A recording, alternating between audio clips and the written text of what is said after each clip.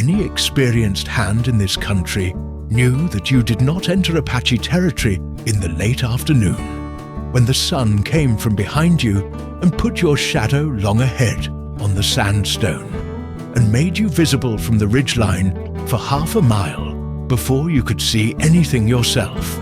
You entered in the morning, if you entered at all, with the light in your face and your eyes adjusting to it, which was uncomfortable, but which meant that anything watching you from above had to look into the same light to do it. Afternoon entry was the era of a man who was either very confident or very desperate, and Cole Matson was neither of those things. He was simply very lost. He had been lost for 2 days, not geographically lost. He had a fair sense of where he was in relation to the Mogollon Rim and the San Carlos Agency and the trading post at Sibuku, which was his destination. He was lost in the more specific way of a man whose horse had gone lame on the second day and who had been walking since morning in country that did not reward walking, carrying a rifle he no longer had ammunition for, and a canteen that had been empty since noon. He was 38 years old and had been in rough country before and had always come out of it, which was the only credential he had for believing he would come out of this. His name was Cole Matson, and he had been, for the past 6 years, a contract interpreter for the United States Army at various posts in Arizona Territory. Before that, he had been a scout, and before that, briefly and badly, a soldier. And before any of that, he had been the son of a Methodist preacher in Missouri, who had sent him west at 19 with a Bible, a horse, and the conviction that God had a plan for him in the territories, which turned out to be true, though not in any form the preacher had envisioned. What the territories had made of Cole Matson was a man who spoke 4 languages, including 2 Apache dialects, and who had spent enough years between the Army's world and the Apache world to be trusted completely by neither, which was the occupational condition of interpreters, and one that he had made his peace with long ago. He had been sent from Fort Apache to Sibuku to carry a document. A proposed amendment to the grazing boundaries of the San Carlos Reservation, which the Army wanted the Sibuku band's senior men to read and respond to before a formal council could be arranged.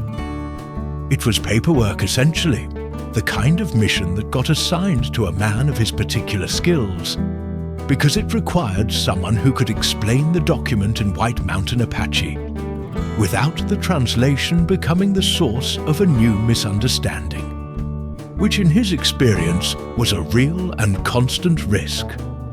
He had done it a dozen times.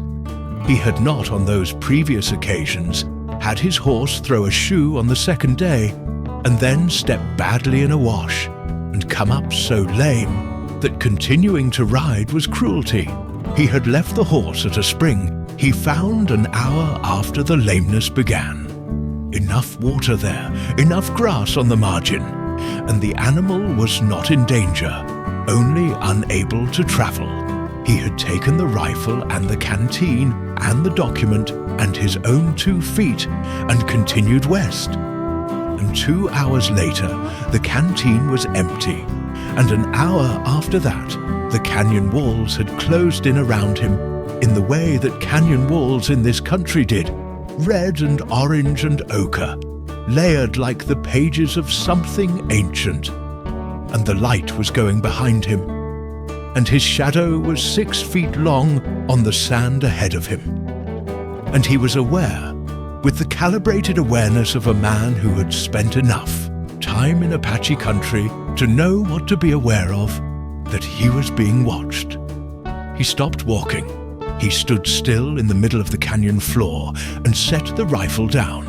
Barrel down, stock up, the posture of a man making a point about his intentions, and raised both hands to shoulder height and said, in White Mountain Apache, in the direction of the ridgeline to his right, where the watching was coming from, which was a sense he had learned to trust. I am on foot, and my canteen is empty, and I mean no harm to anyone in this place. There was a silence of perhaps 30 seconds. Then a voice from the left ridgeline, not the right, which told him the watching was from two positions which he had not known, said in Apache, "Put down the rifle completely." He set it on the sand, stepped back from it, kept his hands where they were. Another silence, longer, then the sound of movement. Careful, nearly silent movement. The movement of people who know rock the way other people know floorboards. And two figures appeared on the canyon rim to his left, and one on the right, and none of them were where they had been when they spoke, or when he first felt the watching. And he noted this with the respect of a man who is observing a skill considerably superior to his own. The one who came down the canyon wall to the floor, flowing down it really, in the way of someone who has been climbing this particular rock since childhood, was a young man of perhaps 20, lean and watchful, with a rifle of his own held correctly and pointed in Cole's general direction with the ease of someone who has been holding rifles since he was old enough to lift one. He stopped 10 feet out and looked at Cole with the flat, assessing attention of a man conducting an evaluation whose result was not yet determined. Cole said in Apache, "My name is Matson. I interpret for the Army at Fort Apache. I am carrying a document for the senior men at Sibique. My horse went lame 2 days ago, and I have been walking. I have no water." The young man said nothing for a moment. Then he said, in English that was careful and precise, "I know your name." Cole looked at him. "Then you have the advantage of me." "My name is Nantaje," the young man said. "My grandfather spoke of you. He said you were the one interpreter who did not make words smaller than they were." Cole was quiet for a moment. He did not know which grandfather this referred to. He had interpreted for many men over 6 years. But the description was specific enough to be real. Someone had said something like that at some point. Someone had noticed. "Your grandfather is a generous man," he said. Nantaje studied him for another moment. Then he lowered the rifle by a few degrees, not fully, but enough to indicate that the evaluation had reached a provisional conclusion. He said something to the figures on the rim. One of them disappeared and returned in about 2 minutes with a water skin, which Nantaje carried to within arm's reach of Cole and held out. Cole took it, drank carefully, not as much as he wanted, which was everything in it, but the measured amount of a man who knows that dehydration makes bad judgment and that he needed his judgment right now, and handed it back. "Thank you," he said in Apache. Nantaje nodded in the manner of someone receiving a thing that was expected rather than exceptional. "Come," he said. The camp was a mile deeper into the canyon, in a place where the walls widened into a natural amphitheater with a seep spring at the base of the north wall and a stand of cottonwoods that were still green despite the lateness of the season. It was not a large camp, 8 or 10 wickiups, a fire that was managed carefully for smoke, the sound of children that cut off abruptly as Cole came in with Nantaje, then resumed gradually as the camp assessed the newcomer and determined he was not immediately alarming. Dogs came to investigate with the professional skepticism of camp dogs everywhere, and were satisfied by his smell of horses and trail dust, and reached the conclusion that he was not worth further attention, and went back to what they had been doing. Nantaje brought him to the largest wickiup at the north end of the camp, and spoke at the entrance in a voice too low for Cole to follow. There was a response from inside, also too low, and then Nantaje gestured for Cole to sit on the flat stone near the entrance and wait, which Cole did, because waiting was the correct thing to do, and because his feet were grateful for the opportunity to be still. The man who came out of the wickiup after a few minutes was perhaps 70 years old, which in this country and in this life was a considerable age, and which showed in his face and his movement without diminishing either. He was not tall. He had the particular physical quality of old Apache men that Cole had observed before, a density, a rootedness, as though the long years in this landscape had made him of the same material as it rock and cedar and the color of the high desert in late afternoon. His name was Chato, and Cole did know this name, though he had never met the man. Chato had been a war leader of some note in the years before the final confinement to the reservation, and had been, in the past decade, a voice for a different approach. Not accommodation exactly, not surrender, but the considered management of an impossible situation by a man who understood the arithmetic of what his people were facing, and was trying to keep as many of them alive and intact as the arithmetic allowed. He looked at Cole with the particular attention of a man who has been reading people in high-stakes situations for 70 years, and has become very good at it. Cole met his eyes directly, which was the right thing to do with a man like this. Not challenging, simply present, and waited. Chato said in Apache, speaking at a normal pace, as though assuming Cole would follow it, which Cole did. Nantaje says you are the interpreter who does not make words smaller. I try not to, Cole said. Sometimes words get smaller in spite of intention. Yes, said Chato.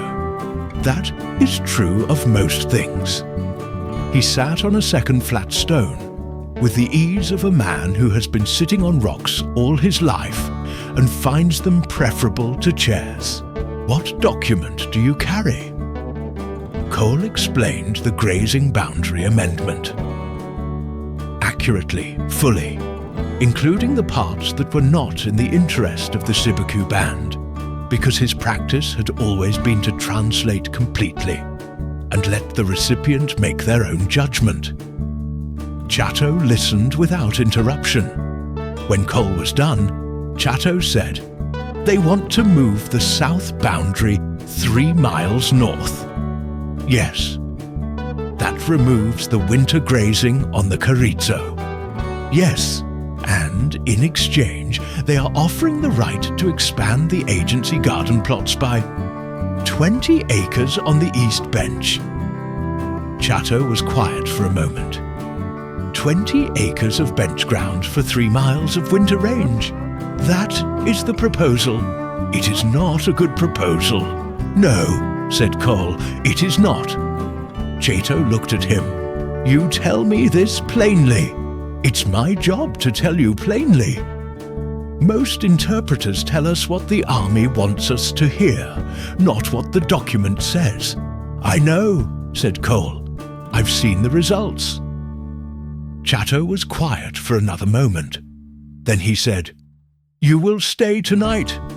Tomorrow, if you are willing, I would like to bring the senior men here and have you explain the document to them directly.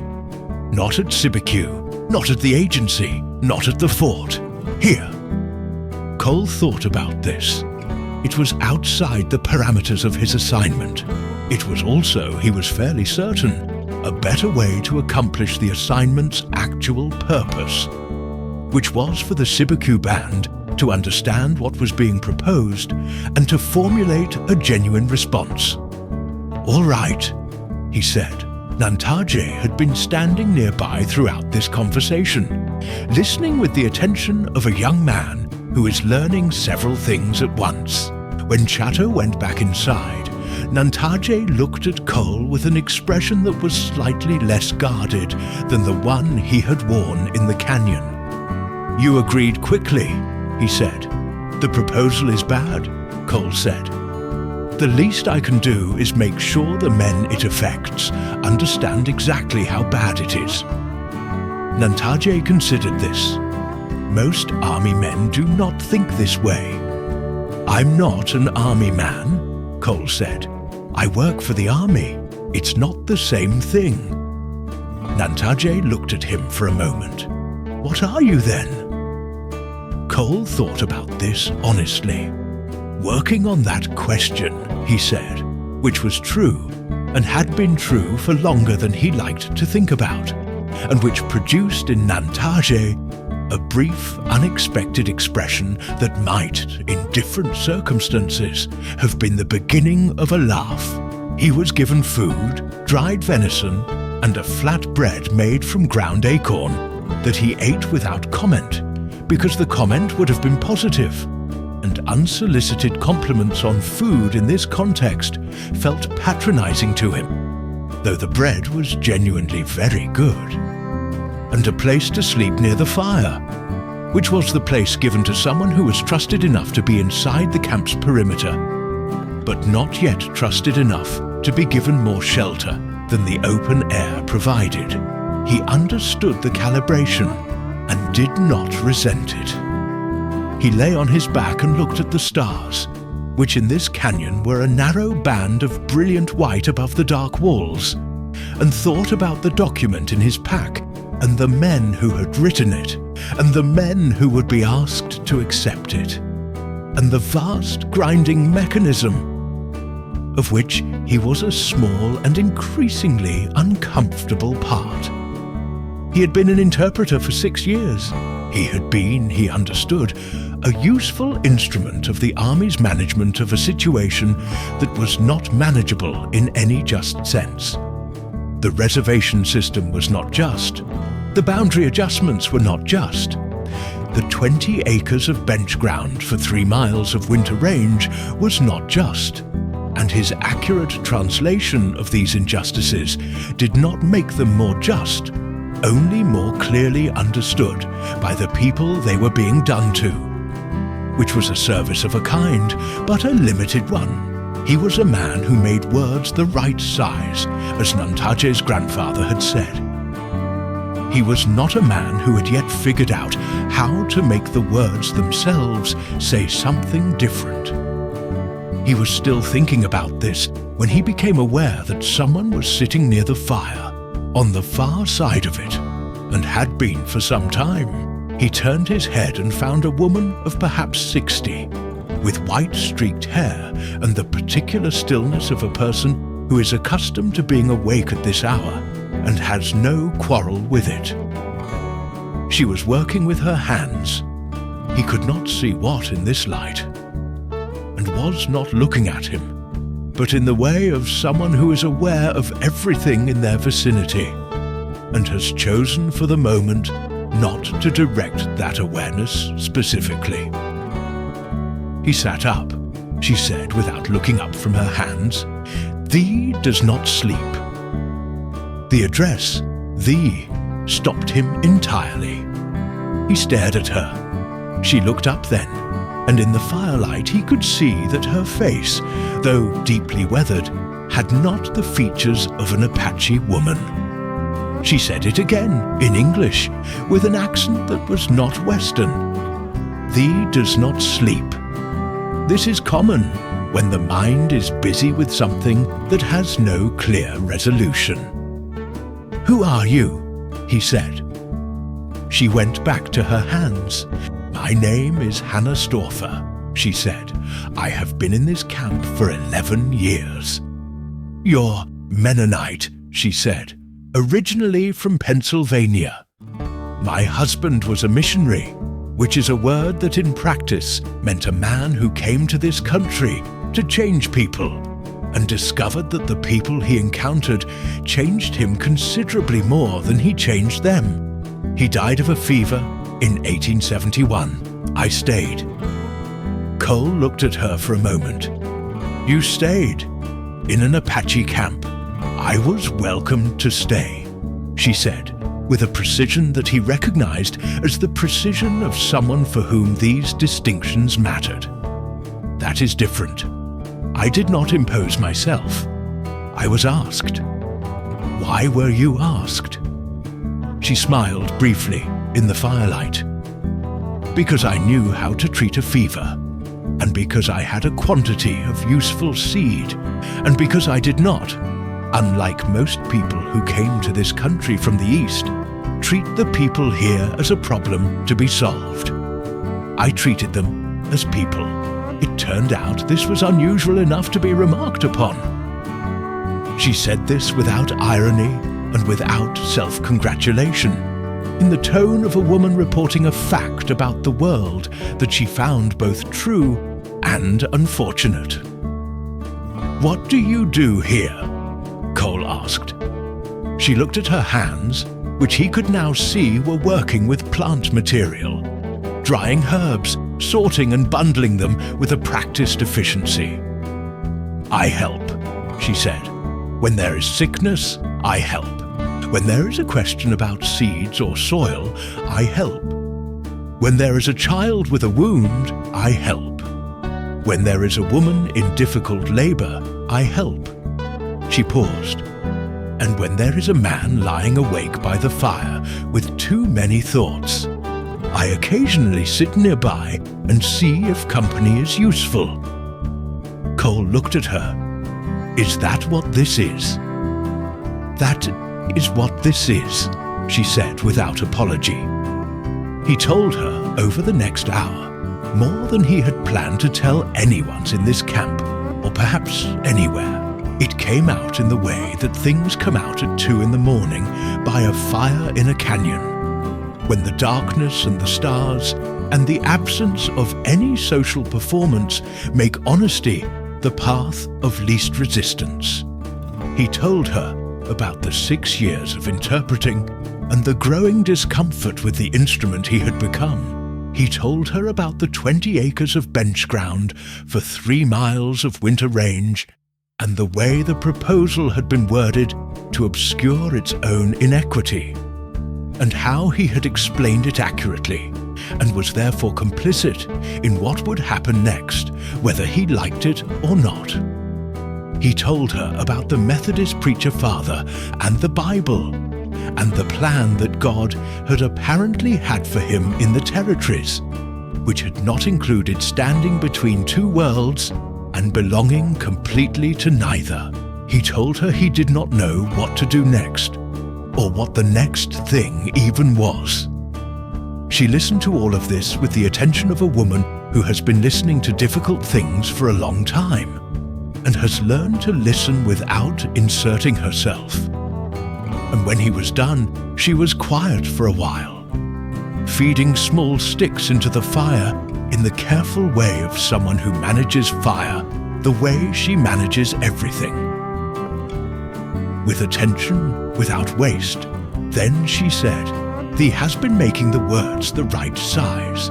That is good work. It is not sufficient work, but it is good work. The question is what thee does with the words once they are the right size." "What do you mean?" "Thee translates accurately," she said. "Thee gives the army's words to the Apache people without diminishing them, and thee gives the Apache responses to the army without diminishing those either. This is honesty. It is also passivity. It assumes that the only role available to thee is transmission." He looked at her. "What other role is there? What does thee think should happen with the grazing boundary?" He blinked. "What I think isn't." "I know what thee is about to say," she said. "It isn't thy place. Thee is only the interpreter. Thee carries the words, thee doesn't make them." She said this without mockery, simply naming the thing. "Yes," he said. "And has this been satisfying?" A long pause. "No," he said. "No, I imagine not," she said. "A man who understands two worlds completely and speaks for both and advocates for neither is a man who has made himself into a tool, a very good tool, an honest tool. But a tool has no will of its own, and thee does have a will of thy own, and it has been getting louder for 6 years, which is probably why thee is not sleeping. He was quiet for a long time. The fire settled. In the wickiup nearest the fire, a child made the sound children make in sleep. A small, complete sound, innocent of everything. He said, "What would you do if you were me?" She looked at him with the clear, undeceiving eyes of a woman who has spent 11 years in a canyon learning to see things as they are. "I would write a letter," she said, "to the bureau, to the commissioner, to the newspaper in Tucson that has been printing favorable things about the agency management, because no one has given them accurate information about what the agency management actually involves. I would use all the languages I had, not just Apache and English, but the language of law, the language of prior agreements, the language of the treaties that were signed, and the specific provisions of those treaties that this proposed amendment violates." She said this last thing carefully, as though it were a specific technical point rather than a rhetorical one, which it was. Cole looked at her. "How do you know the amendment violates the treaty provisions?" "Because I can read," said Hannah Stauffer, "and I have been reading every document that has come into this camp for 11 years. And Chatto brings me every paper the army sends, because he understood 11 years ago that a woman who had no reason to deceive him and every ability to read English was a more reliable interpreter of documents than a man paid by the army to interpret them. She said this without accusation, simply as another fact, reported accurately. Cole sat with it. "You've been the interpreter," he said. "I have been one kind of interpreter," she said. "Thee has been another. The question is whether either of us can be something more than what we have been. And I believe the answer is yes. And I believe the time for it is probably now." She looked at him steadily. "Thee has access to the army that I do not have. Thee has credentials that I do not have. Thee has the languages and the knowledge and 16 years in this territory and a reputation as an honest man. These are not small things. They're not enough to change. No single thing is ever enough to change a large wrong," she said. "But several things together, applied consistently over time in the right direction. This is how large wrongs are addressed. Not overnight, not cleanly, but addressed." Cole was quiet for a very long time. The fire burned low. He fed it 2 sticks without thinking about it, which meant he had already absorbed something of the way she managed it. "You've been thinking about this for a while," he said. 11 years, she said. "I have been waiting for someone with the right combination of access and conscience to come through this canyon. Thee is the 3rd candidate. The first 2 were not ready. I believe thee is ready." "How do you know?" She considered this seriously. "Because when I told thee the amendment violated the treaty provisions, thee did not ask me how I could know that. Thee asked how I knew. The question assumed I was right. A man who was not ready would have questioned the premise." He thought about this. "That might just mean I'm tired," he said. The trace of something, that almost smile, crossed her face again, and this time it completed itself. "Yes," she said, "that too. But the right kind of tired. The kind that is done performing things that are not true." She picked up her herb bundles and rose, with the ease of a woman who has no quarrel with her own body.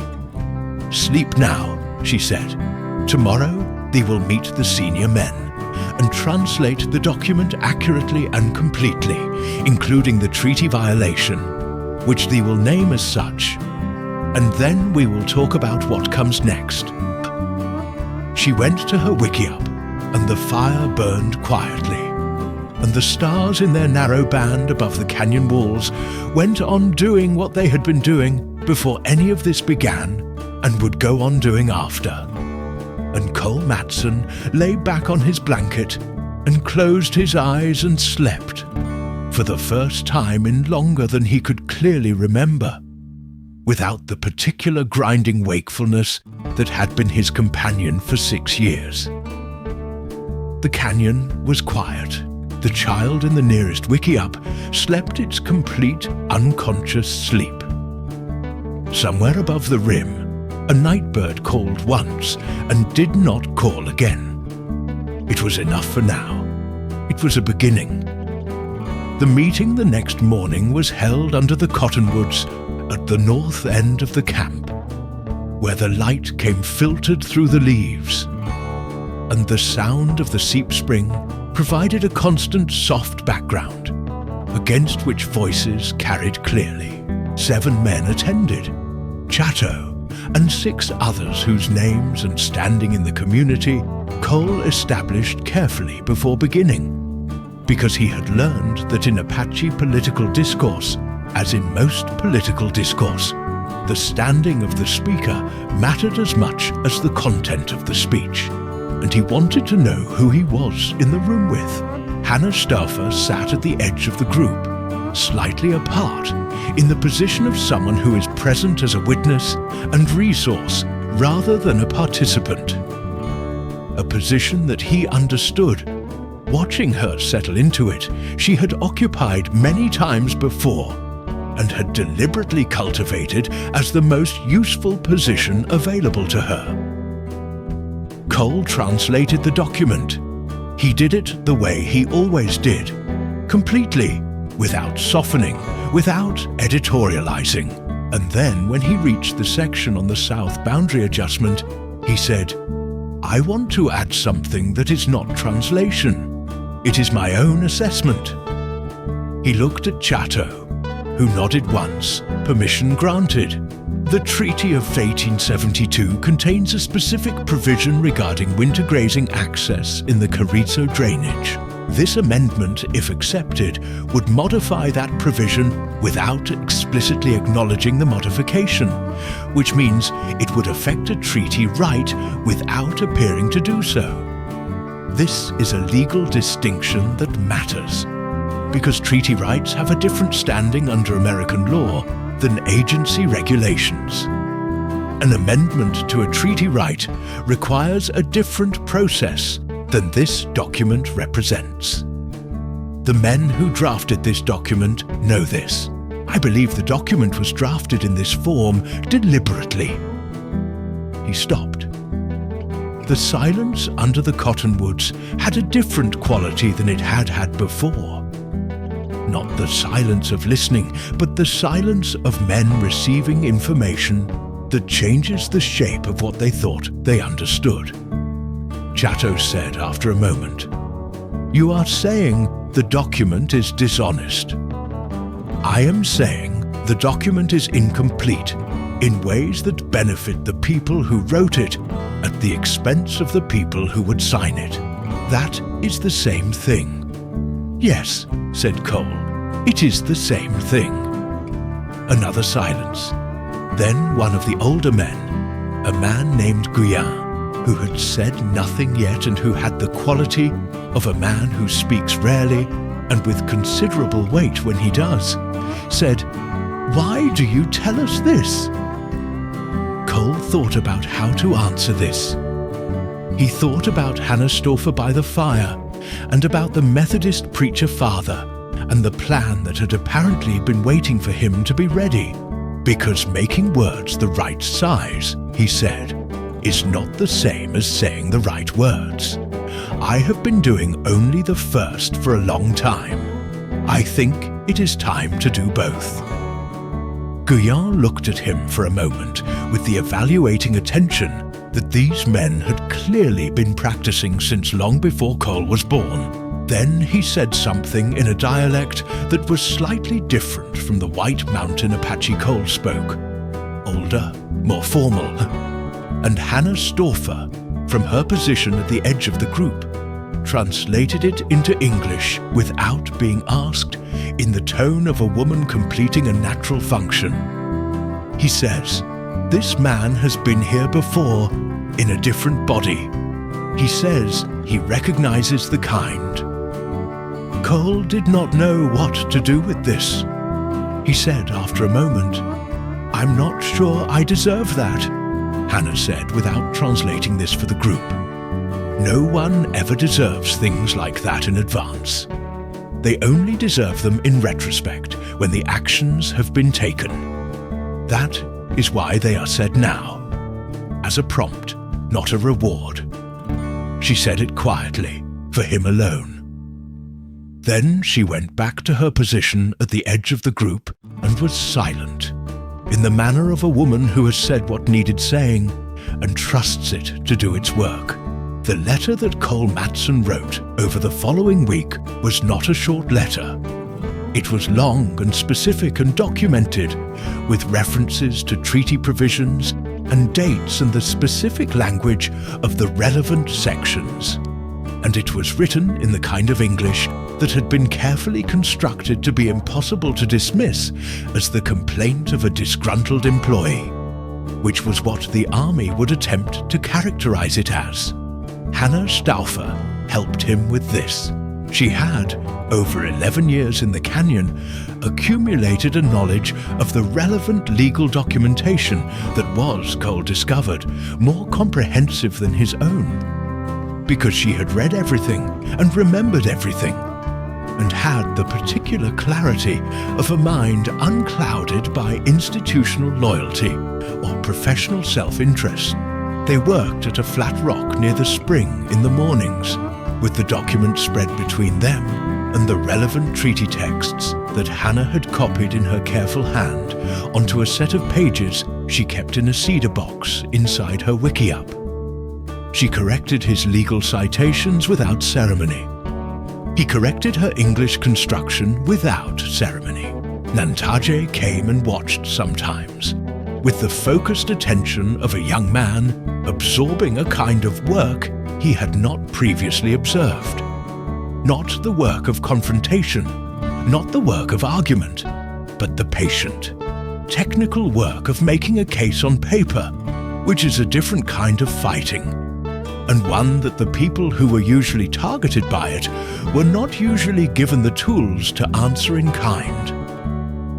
"What will happen when the letter reaches the bureau?" Nantaje asked. On the third morning, Cole looked up from the page. "Probably they will ignore it first," he said. "Then someone will read it carefully enough to understand the legal specificity, and they will be concerned. Not necessarily because they care about the injustice, but because the document I'm describing creates a legal liability that someone in Washington will not want. And then the amendment will be revised or withdrawn, or the treaty provision will be formally acknowledged. It won't be fast, it won't be clean, but it will change the document." Nantaje was quiet for a moment. "This is how it works," he said. "In your world, paper changes paper." "Sometimes," said Cole, "it's not the only way, but it's a way, and it's available, and we're using it." Nantaje looked at the pages spread on the flat rock. Then he said in English that was more careful than usual, as though he had been composing the sentence, "My grandfather said the problem with interpreters was that they stood in the middle and belonged nowhere. He said this was a waste of a good mind, because a mind that knows two worlds should be able to build something between them, not just carry messages across the distance." He paused. "I think perhaps he is building something," he he said, using the Quaker address unconsciously, having absorbed it from Hannah without noticing. Cole looked at him. "Your grandfather sounds like a very wise man." "He was," said Nantaje. "He died 3 years ago. I miss him considerably." He said this with the directness of a young man from a culture where grief was not hidden, and Cole received it the way it was given. Directly, without deflection. "I'm sorry," he said. "Yes," said Nantaje, and then, after a moment, "He would have liked thee, I think. He liked people who were still becoming something." Cole was quiet. Then he picked up his pen and went back to the letter. And Nantaje sat nearby and watched him work. And Hannah Stauffer came back from her morning round of the camp and sat at the other end of the rock and resumed her own work.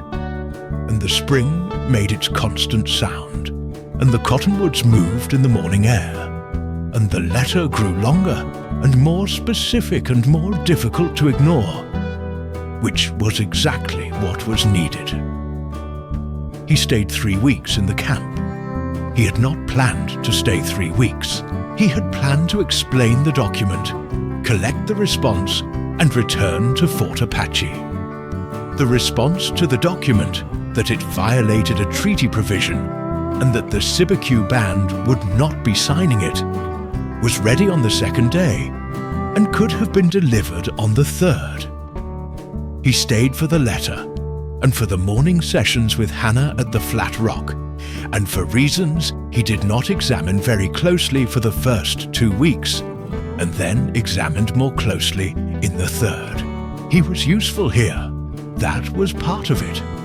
Not in the way he had been useful for 6 years, which was the usefulness of a well-calibrated instrument. In a different way, the way of a person whose particular combination of knowledge and experience and willingness addressed a specific need that existed in this specific place. Hannah's legal knowledge was comprehensive, but her access to the army was non-existent. The senior men's knowledge of the land and the treaty history was deep, but their access to the legal mechanisms of Washington was mediated by people who did not always represent their interests accurately. Cole sat in the middle of this in a different way than he had sat in the middle of things before. Not as a transmission channel, as a participant. The difference was something he felt in his body as well as in his mind. A quality of engagement, of his own weight being put into something rather than simply carried through it. He was also learning things he had not known he did not know. Hannah Stauffer, in 11 years in the canyon, had accumulated a knowledge of Apache material life, the plant medicine, the food preparation, the management of the specific ecology of this canyon system. That was the knowledge of a person who had paid attention for a decade rather than observed briefly. She taught him some of it, not as instruction but as conversation, in the way she did most things, by naming what she was doing as she did it and leaving him to pay attention or not. He paid attention. He learned that the herb she bundled in the mornings was used for fever reduction, with a specificity that his Army Post medical kit did not approach. He learned that the management of the seep spring, the careful clearing of the channel, the way certain stones were placed to direct the flow, was not incidental, but was the result of generations of knowledge about how this particular water source behaved in different seasons. He learned that the turkey red wheat Hannah had brought from Pennsylvania was, in a modified form, adapted over 11 years to the altitude and the soil of this canyon, producing a yield that surprised him when she showed him the garden plots on the south-facing bench above the camp.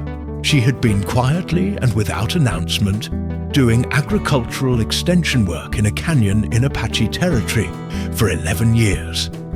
and the result was that the camp had a food security in drought years that neighboring camps did not have, which had consequences for health and stability that rippled outward in ways that had no name in any army report he had ever read. He told her this one afternoon, sitting on the bench above the garden plots, looking out over the canyon and the plateau beyond. "You've been doing this for 11 years and no one outside this camp knows about it." "Some people know," she said. "Chato knows. The women know. Nantaje knows. I mean outside the camp. I am aware of what thee means." She said it without edge. "I did not come here to be known outside the camp. I came here to be useful inside it. These are different objectives. But if the Bureau knew, the Bureau," she said, "would find a way to make what I have done into a justification for further management of people who are already managed past the point of dignity. Any good thing that happens here, they will claim as evidence that the system works. Any bad thing that happens here, they will claim as evidence that more control is needed. I am not interested in providing evidence for either argument." Cole looked at her. "Then why did you help me with the letter?" She was quiet for a moment, looking at the canyon. "Because the letter addresses a specific legal wrong with specific legal tools," she said. "It does not make an argument about management. It makes an argument about law. These are different, and the second is less susceptible to the Bureau's habit of converting information into justification for itself." She paused. "And because thee asked," she said, "and because Nantaje's grandfather would have wanted this particular document challenged by this particular kind of argument, and he is not here to do it, and thee is." He sat with this for a moment. Then he said, not as a non sequitur, because it was not. "My father was a preacher. He thought God had a plan for me out here. And does thee believe that?" Cole looked at the canyon, the red and orange walls, the cottonwoods, the thin silver line of the spring channel, the garden plots on the south bench that were not supposed to exist and produced wheat that was not supposed to grow, and had been keeping people healthy and stable in ways that nobody in Washington was ever going to put in a report. "I think the plan changed several times, and I missed the first few versions," he said. "But I think perhaps I'm in the right version now." Hannah looked at him with those clear, canyon-weathered eyes. "The right version is usually recognizable," she said, "by the fact that it requires something from thee. The wrong versions tend to be comfortable." "This isn't comfortable," he said. "No," she agreed. "It is not." She stood dusting her skirt with the practical gesture of a woman who works with soil daily and has made her peace with the evidence of it. "Come," she said. "Nantaje wants to show thee the upper garden. He has been doing something interesting with the irrigation channel, and I believe it is working. And he would like a second opinion from someone who understands water management in flat country, which I do not." Cole stood and followed her up the canyon wall path, and Nantaje was waiting at the top with the expression of a young man who has done something he thinks is good and wants someone competent to tell him whether it is. And Cole looked at the irrigation channel, and it was indeed something interesting, and he said so, and explained why it was working, and what the limits of its application were, and what Nantaje might try next. And Nantaje listened with the complete attention of someone absorbing something that matters. And the afternoon sun moved across the plateau above them, and the canyon held its ancient sandstone patience below. And Cole Matson was, for the first time in his professional life, not standing in the middle of two worlds carrying messages between them. He was standing in one place, doing one specific thing, and the thing was useful and real and his. He sent the letter from Sibiku, which he reached on the 22nd day, with a horse he had borrowed from Chatto's band, a steady grey mare that had opinions about her pace and expressed them, but covered ground reliably. He sent copies to the Bureau of Indian Affairs, to the Commissioner of Indian Affairs in Washington, to the senator from Arizona Territory, who had made a point of his concern for reservation conditions in the previous year's congressional session, and to the editor of the Tucson Citizen, who had printed favorable coverage of the agency and who Cole believed was simply uninformed rather than dishonest, and would respond to specific documented information. He also sent a copy to the Army's judge advocate at Fort Whipple. Because the treaty violation was a legal matter with military dimensions that the judge advocate's office was technically required to address, he returned to Fort Apache and delivered the Sibiku band's formal response to the grazing amendment, that it violated a treaty provision and would not be accepted in its current form, to his commanding officer, a colonel named Whitfield, who received it with the expression of a man who had expected something different and was recalculating. When Whitfield asked whether Cole had encountered any difficulty in the territory, Cole said no. When Whitfield asked why the response had taken 3 weeks rather than the expected 5 days, Cole said he had encountered a lame horse and had spent the additional time in detailed consultation to ensure the accuracy of the response, which was true in all the ways that mattered and complete in the ways that mattered more. Whitfield accepted this. Cole went to his quarters, cleaned up, ate and slept for 12 hours, which was not his record, but was close. The Bureau's initial response to the letter was, as he had told Nantaje it would be, dismissal. The second response, 6 weeks later, was a request for documentation of the specific treaty provisions he had cited. The documentation had been included in the original letter, which meant someone had not read it carefully the first time, and had now read it carefully, which was progress.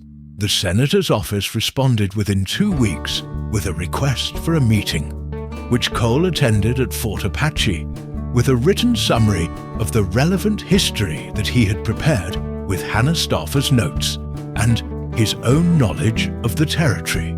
The Tucson Citizen ran a piece 3 months after the letter arrived that focused on the treaty provision issue rather than the specific amendment, which was not exactly what Cole had written, but was close enough to be useful. The grazing amendment was withdrawn 8 months after Cole had translated it under the cottonwoods in the canyon. The treaty provision was formally acknowledged in the revised document that was presented the following year. The revised document was not generous. It was better than the original, which was not the same as being just, which was not the same as being good, but was the specific thing that had been possible in the specific situation with the specific tools available, which was, as Hannah Stauffer had told him by the fire, how large wrongs were addressed. Not overnight, not cleanly, but addressed. He went back to the canyon in the spring. He had not been asked to, and it was not part of any assignment. He went because he had told Nantaje he would look at the irrigation channel again in the wet season, when the seep spring was running higher, to see whether the winter modification held under increased flow. This was true. It was also true that there were other reasons which he held lightly and did not examine too closely on the long ride out. Hannah Stauffer was in the garden when he arrived, on her knees in the soil with her sleeves rolled and her white cap slightly askew from the wind, doing something precise and intent with seedlings. She looked up when his shadow fell across her work, in the manner of a woman who has known for several minutes that a horse was approaching and has decided to finish what she was doing before acknowledging it. "Thee is back," she said. "I said I would look at the irrigation channel," he said. "Yes," she said, "thee did." She sat back on her heels and looked at him with those clear eyes, and he looked back with the directness he had been learning from everyone in this canyon, and from her in particular. And what passed between them was not said and did not need to be said, which was the case with most important things in his experience, which had always included things said between people in multiple languages, and had not, until recently, included things understood between people. In silence, she stood unhurrying and brushed the soil from her skirts. "Come," she said, "thee should eat. And then Nantage has been waiting to show thee the channel, because something is happening with it that I cannot explain. And he is fairly certain thee can. D." She walked toward the camp, and he followed, leading the grey mare, and the canyon held them both in its old indifferent warmth, and the spring ran its constant soft note against the stone, and somewhere above the rim the first hawks of the season were describing wide circles in the empty blue, and Cole Matson was not, for the first time in a very long time, going anywhere. He was arriving. The distinction he had learned was everything. He never went back to Fort Apache in any official capacity. He submitted his resignation from the Army contract by letter, citing the conflict of interest inherent in serving as the Army's interpreter, while also serving as an advocate for the legal rights of the people he was interpreting for, which was an honest statement, and one that the Army accepted with the pragmatic indifference of an institution that always had more problems than it had instruments for solving them. Whitfield wrote him a letter that was correct and brief, and contained in its final sentence something that might have been respect, or might have been relief, and Cole was not certain which, and thought it was probably both. He built a house, not in the camp. That would have been an imposition, and he understood the difference between being welcomed and being assumed. But on the bench above the canyon, on a piece of ground that Chatto identified as outside the camp's immediate territory, but within the band's broader range, on which his presence would be neither intrusive nor invisible, he built it with help. Nantage and 2 other young men from the camp, who contributed labor in exchange for Cole's contribution to the irrigation work and the documentation that had become an ongoing project. As new agency regulations arrived and required the same kind of careful legal reading that Hannah had been doing alone, and that Cole now shared with her, Hannah contributed the knowledge of adobe construction that she had acquired in 11 years of watching how the people around her built things to last in this climate, which was not the same as the way things were built to last in Pennsylvania, and required different materials and a different relationship with the sun. The house took 6 weeks. It was not large. It faced south and had 2 rooms and a wide doorway and a porch that looked out over the canyon. And it was the first thing Cole Matson had ever built with his own hands that was intended to be permanent, which he understood was itself a kind of statement about what he intended his life going forward to be. Permanent, rooted, in this place, between these walls, doing this particular work.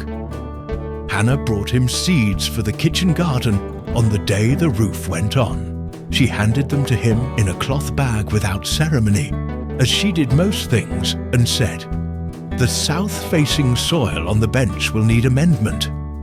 There is a chalk layer about 18 inches down that will limit the root depth. I will show thee how we address it in the lower garden."